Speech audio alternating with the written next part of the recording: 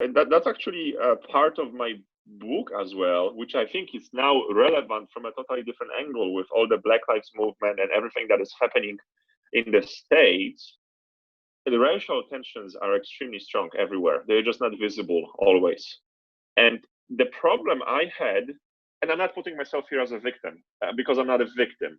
I'm just telling the type of challenges that I had faced in Nigeria in 2012 is that, besides us, me and an investment fund that invested in us from Germany, Rocket Internet, building one of the early e-commerce groups in Nigeria, in sub-Saharan Africa, we had a lot of jealousy and hatred from the local entrepreneurs, local Nigerian entrepreneurs, because clearly they didn't have the access to the capital we were able to have.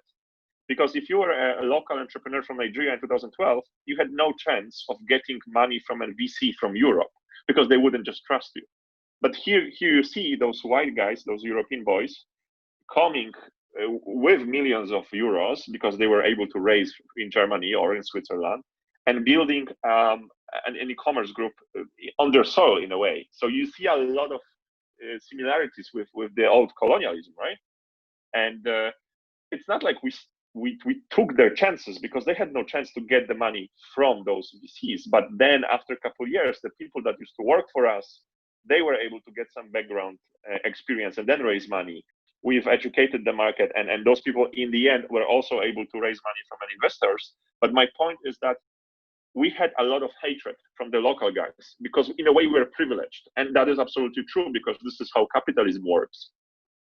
So what happened is when I had to take my story public because I had this big problem with Nigerian corruption, police, the court was involved, my court papers were missing. I had to take this to the press to put pressure on Interpol, on the global police, because Interpol doesn't like press, doesn't like bad press.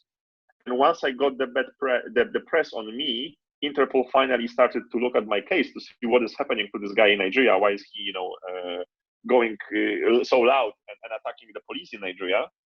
A lot of people that never were really liking what we were doing in the region kind of jumped on the wagon with those bad guys because it was convenient for them. Oh, there's this guy that I never liked because he's this white privileged dude. He's involved in something. So it's convenient for me to kind of accuse him because it fits my emotional position towards this case already.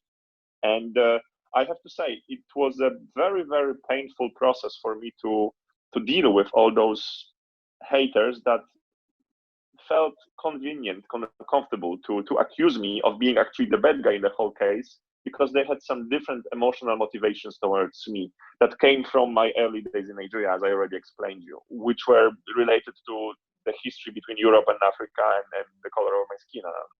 So again, this is not putting myself as a victim here because I was taking advantage of the privilege, whether I like it or not, but to put these things into the context. So I got a lot of hate for even bringing the thing up from Nigeria because people were saying, how dare you? You've made money in Nigeria, you've built this company, and now you're going public and telling the whole world that you are a victim of corruption. Why would you do this to the country that gave you so much? And my defense was, I'm not attacking people, I'm attacking the problem in the system. Like, if we don't analyze the problem, we would never fix it. Like, this is unfortunately the painful truth. Nigeria is one of the most corrupt countries in the world when you look at statistics. And I'm not saying this because I hate it. I still love Nigeria nevertheless, and I'm so thankful to it. But we need to point out the problems, right?